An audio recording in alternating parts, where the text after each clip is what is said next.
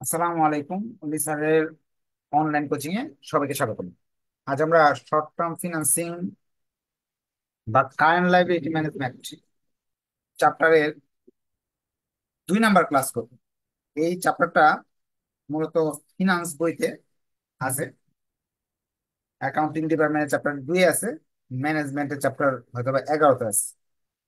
যদি আপনি ফার্স্ট ইয়ারে বা সেকেন্ড ইয়ারে ফিনান্স সাবজেক্টটা ভালো করে পড়েন, তাহলে এই চ্যাপ্টারটা আবার ফাইনাল ইয়ারে ওয়ার্কিং ক্যাপিটাল ম্যানেজমেন্ট বইতেও আপনার কাজে আসবে। ওই সাবজেক্টেও চ্যাপ্টার 5-এ আছে। আর এই চ্যাপ্টার থেকে সহজে 10 নাম্বার পাওয়া যায়, কারণ এই চ্যাপ্টারের অঙ্কগুলোতে অল্প কিছু সূত্র শিখতে হয়। যারা 1 নাম্বার ক্লাসটা করছেন তারা কিন্তু এটা ইজিলি বুঝতে পারছেন যে ছোট্ট একটা সূত্রের মাধ্যমে এই চ্যাপ্টারের অঙ্কগুলো করা সম্ভব। আমরা এখন ট্রেড ক্রেডিটের নিয়ম শিখতেছি। গতদিন ট্রেড ক্রেডিট জিনিসটা কি এবং ট্রেড ক্রেডিটের সূত্র দুইটা কি সেটা শিখছিলাম। আজকে ট্রেড ক্রেডিটের ইউজ শিখবো, ব্যবহার। ট্রেড ক্রেডিট ব্যবহার কিভাবে করতে হয় সেই জিনিসটা আজকে ক্লাসে শিখবো। ক্লাস শুরু করার আগে সবাইকে বলবো একটু কষ্ট করে শেয়ার মেনশন করবেন, যাতে অন্য ছাত্ররা এই ক্লাসটা দেখে উপকার পায়। আর শেয়ার করে তো আপনার জন্য ভালো, কারণ আপনার এই ক্লাসটা সেভ থাকবে আপনার কাছে। পরবর্তীতে যখন সুযোগ সময় হবে তখন আপনি দেখেও নিতে পারতেছেন। আমি শেয়ার করে রাখি যাতে পরে আপনারা এই ক্লাস দেখতে পারেন।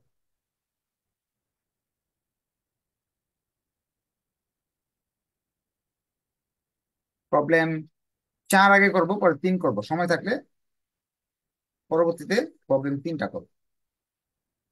প্রবলেম 4-এ বলতেছে যে the credit terms of some alternatives are given below। নিচে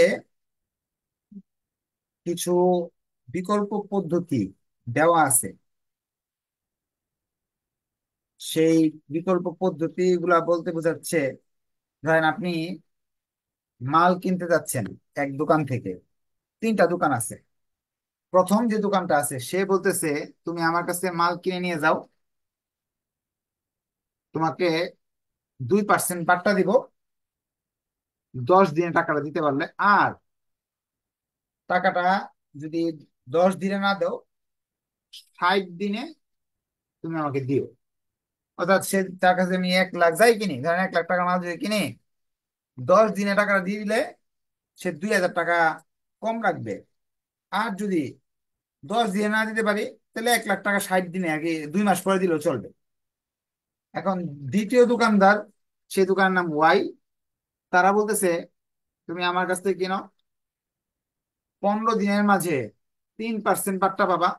অর্থাৎ 1 লাখ টাকার মাল কিনো, যদি তার 3,000 টাকা কম রাখবো যদি টাকাটা 15 দিনে দেওয়া হয়।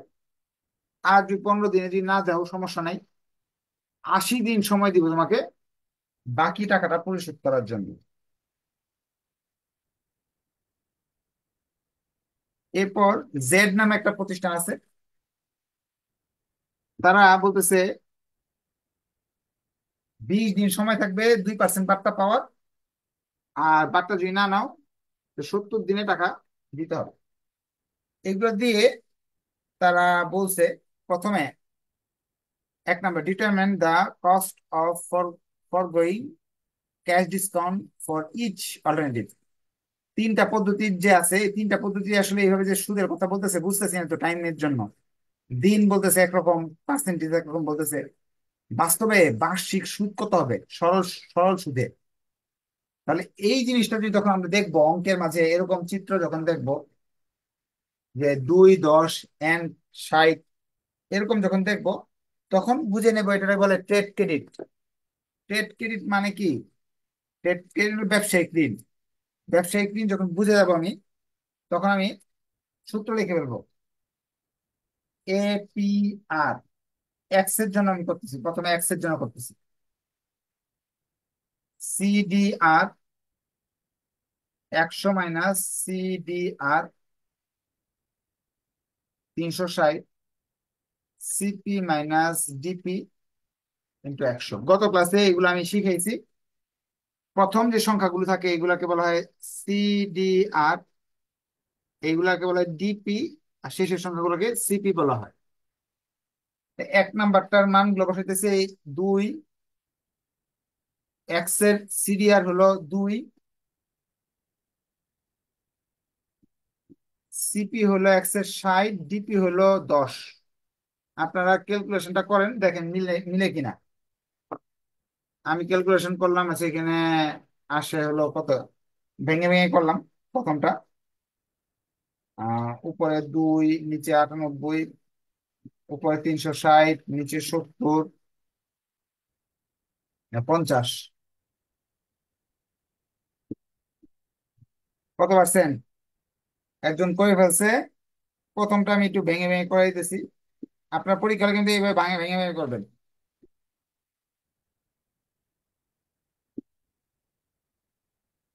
অর্থাৎ আপনি যদি প্রথম দোকান থেকে মাল কিনেন, তাহলে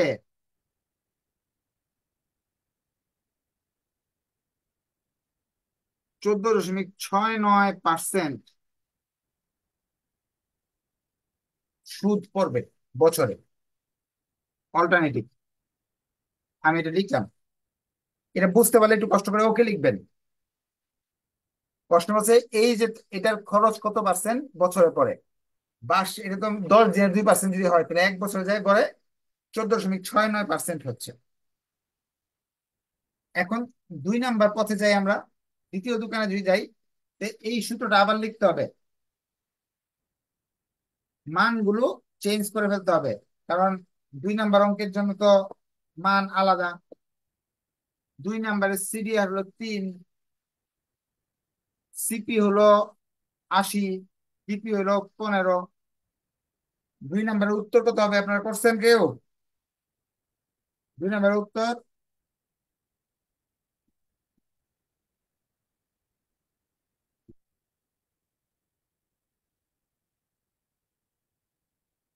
ওয়াই, নাম্বার ওয়াই এ 17.11%,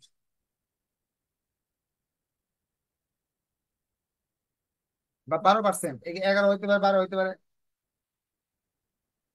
3 নাম্বারে যাচ্ছি আমরা, জেড। জেড করতে গেলে কি করতে হবে? এই মানগুলো চেঞ্জ হয়ে যাবে। জেড এর সিরিয়াল হলো 2, এটা হলো সিপি হলো 70, বিপি হলো 20। জেড এর আনসার আসবে 14.69%।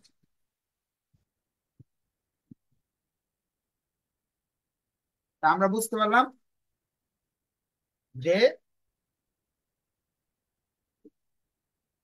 1 নাম্বার রিকোয়ারমেন্ট বলছিল তিনটা যে প্রতিষ্ঠান আছে বা তিনটা ওয়ে আছে একটা টাকা নেওয়ার। 3টা দোকান থেকে মাল কিনতে পারবেন আপনি। 3 দোকান থেকে মাল কিনতে গেলে কোনটাতে কত পার্সেন্ট সুদ দিতে হচ্ছে আপনার, এটা আপনি বুঝতে পারলেন। 1 নাম্বার অপশন শেষ। এই সূত্র কোথা থেকে লিখলাম? এই যে নিচে দেওয়া আছে, কস্ট অফ ট্রেড ক্রেডিটের সূত্র হলো এটা।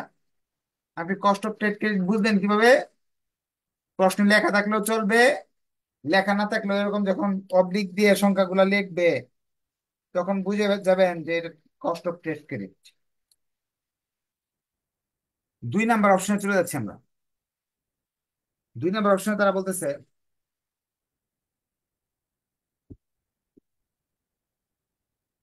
2 নাম্বার রিকোয়ারমেন্টে যাচ্ছি আমরা। 2 নাম্বার রিকোয়ারমেন্টে তারা বলতেছে, the farm has an another option to rise short term bank loan at the rate 13% interest should the firm accept the cost discount offer or not। এই লম্বা লাইনটার অর্থ একটু আমি বাংলায় বলে দিই। এই প্রতিষ্ঠান, ধরেন আপনার প্রতিষ্ঠান, এক ব্যাংকার এসে বলতেছে যে আপনি এইসব দোকানদারের কাছে বাকিতে মাল কিনেন না, কিনলে আপনার বেশি সুদ দিতে হবে। আমি আপনারে 13% সুদে একটা ঋণ নিয়ে দেই, আপনি ঋণ নিয়ে ব্যবসা করেন, বাকিতে কিনলে তো এই যে এখানে ঘুরে ফিরে সুদ দিতে হইতেছে বেশি। আপনি ঋণ নিয়ে নেন 13% হারে। এখন প্রশ্নে বলছে এই ব্যাংকের কাছ থেকে ঋণ নেওয়াটা ঠিক হবে, নাকি এই XYZ যে দোকান আছে তাদের কাছ থেকে বাকিতে মাল কিনলে সুবিধা হবে। এটা জানতে বলছে যে ডিসিশনটা কি। তাহলে আমরা ডিসিশন করতে হলে ডিসিশন একটা ছক করে নিতে হবে, ডিসিশন টেবিল করে নিতে হবে। 2 নাম্বার রিকোয়ারমেন্ট করতেছি ডিসিশন টেবিল, সিদ্ধান্ত গ্রহণের জন্য একটা ছক করে নিতে হবে।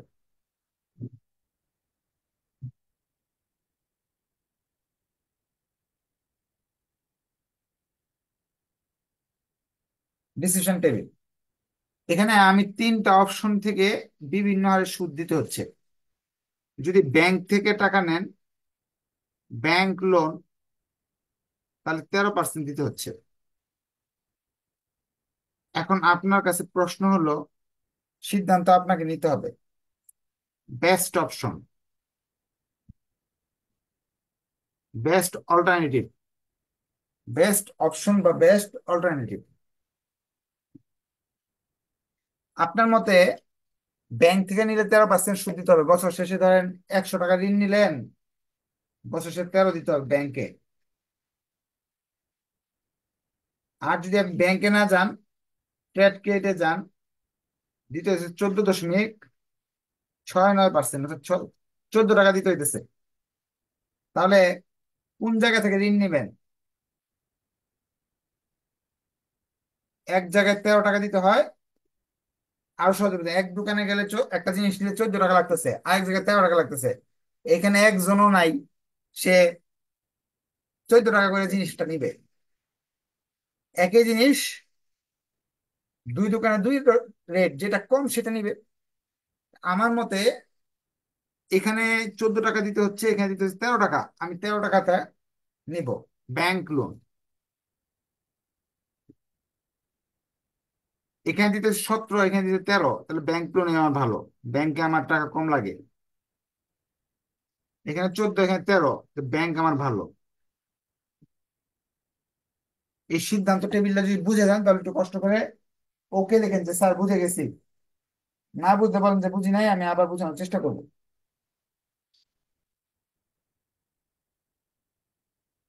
সবাই কি বুঝতে পারছেন?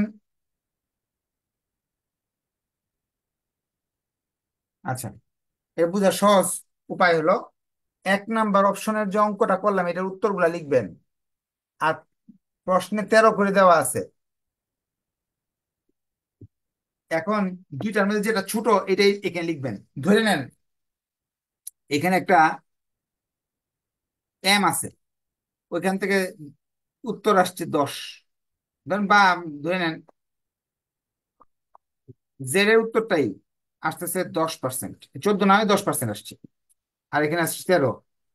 তখন আমি লিখবো ট্রেড ক্রেডিট।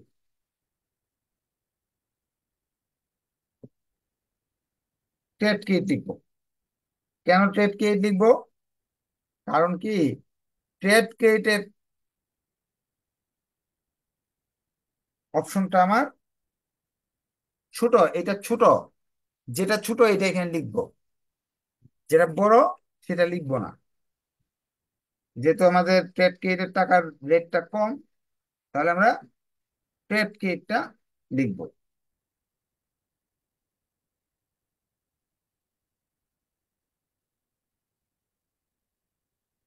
যেটা ছোট এটা লিখতে হবে। এখন তারা 3 নাম্বার অপশনে বলতেছে what would be the decision in, সিদ্ধান্তটা কি হবে যদি 2 নাম্বার অপশনটাতে আছে if accounts payable are stretched by 30 days। Stretch মানে হলো আপনার টাইনা লম্বা করা আর কি, বড় করা। যদি এমন হয় যে অ্যাকাউন্টস পেবলটা 30 দিন বাড়ানো হয়, এই যে এখানে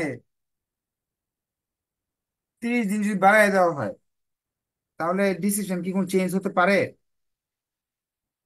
অর্থাৎ এখানে যেগুলো 60 আছে এখানে যে 80 আছে, এখানে যে 70 আছে, এগুলো সবটি 30 দিন বাড়াই দিতে হবে। এখানে 30 দিন বাড়াতে হবে, এখানে 30 দিন বাড়াতে হবে, এখানে 30 দিন বাড়াতে হবে। এই সময়গুলো 30 দিন যদি বাড়ায় দেই, তাহলে কি সিদ্ধান্তের কোনো পরিবর্তন আসতে পারে? তাহলে আমাকে আবার অঙ্ক করতে হবে। 3 নাম্বার অপশন করার জন্য আবার অঙ্ক করতে হবে। আমরা ফার্স্টে করব এপিআর করব, এক্স এর এপিআর করব, সিডিআর 100 - সিডিআর 360,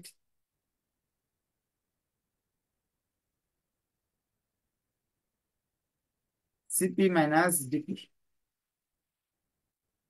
এক্স এর সিডিআর 2, 100 - 2, 360, সিপি হইল 70, ডিপি হইল সিপি 70 না, ভুল করছি। সিপি তো ওই যে 60 আর 30 হইল 90, ডিপি হইল 10। এইভাবে এক্স এর মানটা আমাকে বের করতে হবে। বের করলে এখানে 9.18, এই জায়গায় 9.18 লিখবো।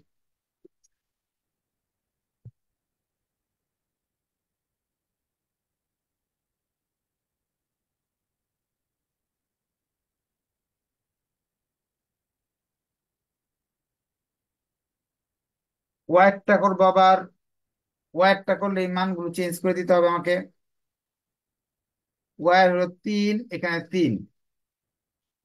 ওয়াই এর এই জায়গায় 15, এই জায়গায় হলো 110। মান আসবে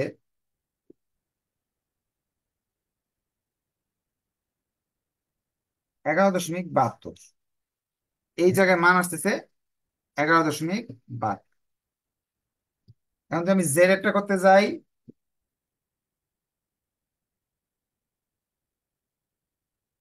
জেড এর 2, এখানে 2, এখানে হলো এই জায়গায় 70-এর জায়গায় হয়ে গেছে 100, -20। আনসার আসবে, জেড এর আনসার আসবে 9.18।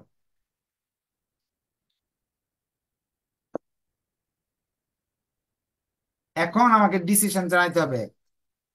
এইবার কিন্তু ডিসিশন সব ক্ষেত্রেই ট্রেড ক্রেডিটের পক্ষেই যাচ্ছে। সব ক্ষেত্রেই ট্রেড ক্রেডিটের পক্ষে যাচ্ছে।